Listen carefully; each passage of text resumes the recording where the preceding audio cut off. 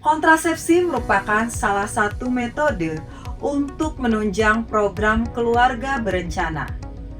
Namun, penggunaan alat kontrasepsi tertentu kadang dikaitkan dengan kesulitan untuk hamil kembali. Bahkan, sudah lepas alat KB, belum hamil-hamil juga. Benarkah penyebabnya karena alat kontrasepsi?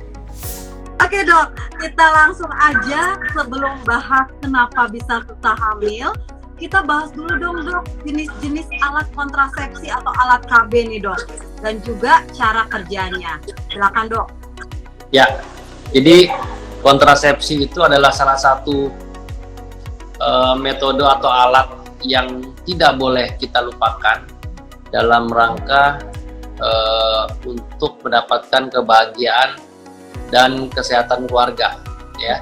Jadi kalau selama ini kita hanya bicara, kalau kebahagiaan keluarga, kesehatan keluarga, kesehatan reproduksi pasangan suami istri itu ngomonginnya bikin anak, program hamil mulu gitu ya. Kalau udah hamil lahirannya gitu. Padahal sebenarnya ada satu aspek lagi yang nggak boleh terlupakan, yaitu kontrasepsi. Kenapa? Karena kontrasepsi itu memiliki peran. Yang pertama adalah membantu pasangan suami istri dalam merencanakan kehamilan, ya kan? Jadi kehamilannya direncanakan, jangan sampai kehamilannya bisa mungkin tidak terduga, tidak direncanakan di saat pasangan suami istri belum siap. Belum siap secara apapun, bisa secara fisik, mental, psikologis, finansial, dan lain-lain. Sehingga kontrasepsi ini sangat penting. Dia bekerja dengan cara yang pertama mencegah terjadinya kehamilan yang tidak diinginkan atau tidak direncanakan, ya kan? Ya. Yang kedua, dia membantu pasangan suami istri untuk menjarangkan, dikasih jarak dong, gitu kan? Nggak mungkin dong pasangan suami istri habis lahiran terus nggak boleh hubungan seksual, nggak boleh sentuh-sentuhan, nggak boleh colek-colekan karena pengen merencanakan kehamilan kan? Nah, jadi dengan kontrasepsi itu bisa membantu. Dan yang ketiga, bagi pasangan-pasangan yang merasa sudah cukup anak, ya kan, saya udah nggak pengen anak lagi gitu. Tahu-tahu karena nggak direncanakan dengan baik, datang lagi satu gitu, karena rezeki sih, cuma kan jadinya di luar rencana, di luar dugaan. Jadi tiga, yang pertama mencegah kehamilan, yang kedua menjarangkan jarak antar kehamilan, yang ketiga mengakhiri rencana untuk hamil pada satu pasangan gitu ya, manakala sudah dari sisi usia, dari sisi apapun, ya setiap pasangan punya rencana ya, nggak pengen hamil lagi, itu dia kontrasepsi. Nah, jadi kontrasepsi itu disesuaikan dengan kondisi tujuan masing-masing pasangan suami istri. Maka itu kontrasepsi itu beragam macam metodenya, ya karena setiap pasangan punya kebutuhan yang berbeda-beda untuk mendapatkan kebahagiaan versi dirinya masing-masing gitu kan. Jadi kita mengenal berbagai metode kontrasepsi dari yang alami tanpa menggunakan bantuan, tanpa menggunakan alat. Misalnya yang sering disebut tuh metode kalender ya. Metode kalender ini adalah salah satu cara untuk mencegah kehamilan dengan cara tidak melakukan hubungan seksual di masa subur yang diperkirakan sebagai suatu periode di mana akan terjadinya pembuahan kalau terjadi hubungan seksual ya. Tapi ini kita perkiraan si pasangan ya dok ya, istri terutama ya, perkiraan artinya kemungkinannya bisa jebol besar nggak dok? Betul. Nah, yang namanya metode, teknologi atau cara pasti ada kekurangan dan kelebihannya.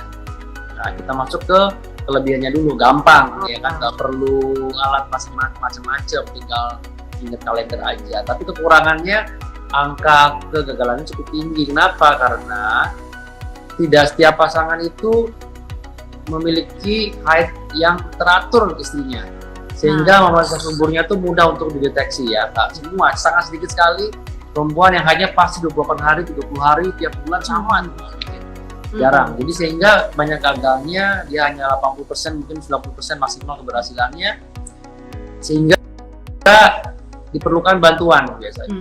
Ya, itu satu. Yang kedua, ada juga metode alami yang lain ya, coitus interruptus ya. Jadi pada saat terjadi ejakulasi diusahakan tidak terjadi ejakulasi di liang vagina ya, diharapkan tidak terjadi pembuahan. Sedangkan ini juga metode yang secara pelaksanaannya mudah gitu ya, karena nggak perlu alat tambahan gitu. Cuma kadang suka lupa kan, mana ingat gitu kan, sedang di puncak asmara gitu kan, buru-buru nanggung ya. Dan juga pada saat sebelum terjadi ejakulasi itu sebenarnya di cairan pra-ejakulasi sudah ada sperma juga yang bisa berjalan ke dalam organ kandungan untuk melakukan pembuahan. Itu cara yang alami ya. Lalu kita juga bisa pada ibu-ibu yang pasca persalinan itu juga ada metode namanya metode laktasi ya, laktasi amenore ya. Jadi aktivitas menyusui pada ibu-ibu yang baru melahirkan itu akan menekan produksi hormon estrogen, tekan agar tidak terjadi proses pematangan sel telur, sehingga setidaknya selama 6 bulan pertama setelah bersalin, apabila si ibu melakukan ASI eksklusif ya, dan ASInya cukup lancar dan belum mengalami menstruasi, itu bisa juga berfungsi sebagai metode kontrasepsi yang alami ya. Tapi juga metode yang laktasi ini juga keberhasilannya nggak terlalu tinggi ya, karena yang tadi kita tidak bisa betul-betul menduga kapan si ibu mulai menghasilkan sel telur yang matang. Tadi yang alami. Lalu yang kedua lagi ada metode barrier. Ya, ini mulai pakai alat sederhana ya. Misalnya kondom. Ya. Kondom atau diafragma pada perempuan. Tujuannya adalah menghalangi pertemuan. Ya, jadi hubungan seksual aja tapi kita halangi kondom. Kita gunakan, jadi suaminya ejakulasi sejak vagina, tapi dia tidak akan menimbulkan proses pembuahan karena spermanya akan tertahan oleh kondomnya atau diafragma yang dipasang di vagina begitu ya. Nah, itu metode barrier itu kondom dan diafragma. Juga ada metode barrier namanya IUD, intrauterine device ya. Itu kita masukkan alat namanya, dulu orang bilangnya spiral karena bentuknya seperti spiral. Sekarang huruf T ya. Kalau sekarang huruf T kita masukkan ke dalam rongga rahim ya, nanti di rongga rahim itu si IUD ini berfungsi menghalangi pembuahan serta menimbulkan peradangan yang sifatnya steril tanpa ada infeksi. Adanya benda asing di sana akan menyebabkan si ibu jadi tidak hamil. Kira-kira seperti itu selama penggunaan IUD. Nah, kalau barrier yang tadi, kondom dan diafragma itu kan sekali pakai. Ya. Kalau IUD dipakai terus dan dia bisa bertahan sampai dengan 5 tahun sampai 8 tahun bahkan 10 tahun penggunaan, sehingga salah satu keunggulan dari metode IUD adalah selain keberhasilan cukup baik ya, lebih dari 95% itu, dan juga dia boleh dipakai untuk jangka panjang dengan perawatan yang cukup tidak menyulitkan, karena si ibu hanya perlu ke dokter sekali setahun lah untuk cek IUD-nya atau kalau ada keluhan aja ya, jadi jangka panjang. Nah, lalu kita mengenal metode yang lain yaitu metode KB hormonal ya. Nah, KB hormonal ini adalah metode kontrasepsi yang menggunakan preparat hormonal ya, hormonal yang sifatnya aman dan dia mengintervensi ya, mengintervensi proses pematangan sel telur dan mencegah terjadinya pembuahan, karena biasanya dia akan mempengaruhi juga lendir serviksnya menjadi lebih kental sehingga sperma sulit masuk. Ya, jadi kita mengenal ada 2 tipe KB hormonal, ada yang estrogen saja, ada juga estrogen progesteron. Nah, KB hormonal ini bisa digunakan dalam berbagai bentuk. Yang pertama bisa diminum dalam bentuk pil. Ya, kita kenal pil KB. Pil KB ada 2 macam, ada pil KB yang kontrasepsi kombinasi yang mengandung hormon estrogen dan progesteron. Juga ada pil KB yang hanya mengandung progesteron atau POP, progesterone only pill. Nah, keunggulannya progesteron only pill ini dapat digunakan pada ibu-ibu yang menyusui pasca persalinan. Karena dia tidak menekan proses ASI, menyusuinya tetap berjalan. Ya.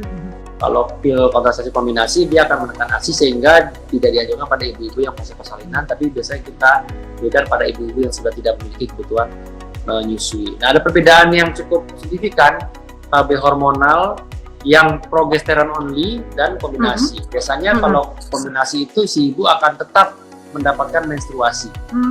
Ya. Meskipun menstruasinya teratur, tapi biasanya jumlahnya menjadi lebih sedikit dan durasinya tidak terlalu lama. Maka itu pil KB juga memiliki efek tambahan bagi pasangan suami istri yang istrinya mengalami masalah perdarahan banyak. Biasanya pil KB itu dia bisa lebih terkendali. Nah, kalau penggunaan progestin only pill, ya maka si istri akan menjadi tidak haid, ya. Dan kalau haid pun hanya sedikit sekali. Nah, selain pil, juga diketahui masyarakat ada metode suntik. Metode suntik ini juga ada 2 macam. Ini Metode KB. kalau implan bukan, Dok? Bukan. Jadi kalau suntik itu dia cairan yang kita injeksikan ke dalam tubuh, ya. Kita injeksikan ke dalam otot, dia menjadi deposit di situ, dan hormonnya akan dilepaskan secara perlahan-lahan gitu. Bertahap. Ada 2 macam. Ada 2 macam metode suntik, yaitu suntikan yang mengandung hormon kontrasepsi kombinasi seperti tadi pil, serta suntikan yang mengandung hormon progesteron saja. Nah, hormon yang mengandung progesteron ini lebih dikenal dengan suntik KB 3 bulan. Biasanya kita berikan kepada pasangan yang sedang menyusui, ya. Itu juga efeknya mirip-mirip, yaitu dia tidak akan haid si ibunya. Lalu kalau suntik kombinasi, maka si ibu akan haid, dan suntikannya suntik KB 1 bulan. Setiap bulan dia perlu suntik dan metode implan itu juga salah satu metode kontrasepsi yang hanya mengandung hormon progesteron saja. Kenapa implan? Karena memang dia berupa batangan yang mengandung hormon lalu diselipkan di implan, ditempelkan ke dalam tubuh kita, tepatnya di bagian lengan, di bagian dalam lengan, dan dia akan berfungsi selama 2-3 tahun tergantung jenis implannya. Dan dia juga dapat menimbulkan penekanan haid, ya. Jadi pengguna KB implan biasanya tidak akan haid, dan kalaupun haid sedikit. Lalu selain metode KB tadi, ya, kita juga mengenal metode KB yang sifatnya paten atau permanen, ya. Betul untuk mengakhiri kehamilan, mengakhiri potensi seorang untuk hamil. Kalau pada laki-laki kita menyebutnya tubektomi, ya. Kalau pada perempuan kita menyebut, kalau laki-laki kita menyebutnya vasektomi, Kalau pada perempuan kita menyebutnya tubektomi, ya. Yaitu saluran telur yang kita potong dan kita ikat, kita potong agar saluran telur tidak lagi menjadi tempat untuk pembuahan, serta kalau vasektomi saluran distribusi rumahnya kita potong, ya. Itu juga namanya kontrasepsi mantap atau kontak, ya. Nah, ada satu lagi teknologi IUD, ya. IUD sekarang juga ada IUD yang dikombinasikan dengan hormon. Jadi di dalam IUD-nya ada hormon progesteron yang juga berfungsi membantu mengatasi masalah yang dialami seorang perempuan, misalnya perdarahan banyak. Dengan adanya hormon tadi, dia akan membantu menekan proses perdarahan yang selama ini terjadi pada si ibu, ya. Sehingga beragam sekali pilihan kontrasepsi bagi pasangan suami istri yang dapat dipilih, ya, dengan tujuan untuk sebenarnya ada 3 tadi. Mau menjarangkan, ya, kasih jarak lah supaya kita sempat merawat anak kita, mempersiapkan diri, gitu, mencegah kehamilan, ya, dan juga mengakhiri potensi kehamilan. Ada satu lagi yang metode kontrasepsi, sebenarnya ini bukan metode kontrasepsi yang tetap, ya, tapi yang namanya kontrasepsi darurat. Ya, pada kondisi tertentu bisa saja pasangan suami istri lupa, ya kan, lupa nih, harusnya kita nggak hubungan nih hari ini karena nih kalendernya harusnya nggak hubungan, gitu.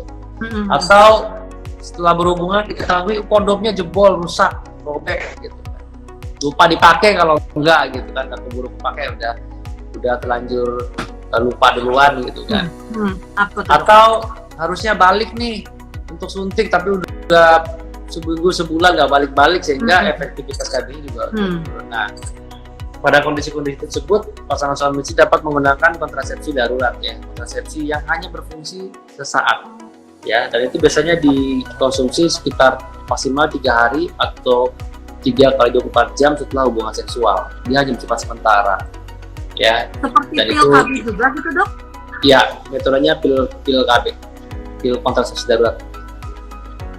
Oke, udah komplit banget penjelasan dokter ya, jenis-jenis alat kontrasepsi, alat KB tadi. Nah, sekarang terkait topik yang mau kita bahas nih dok, benar nggak sih untuk penggunaan kontrasepsi yang hormonal itu mempengaruhi kesuburan?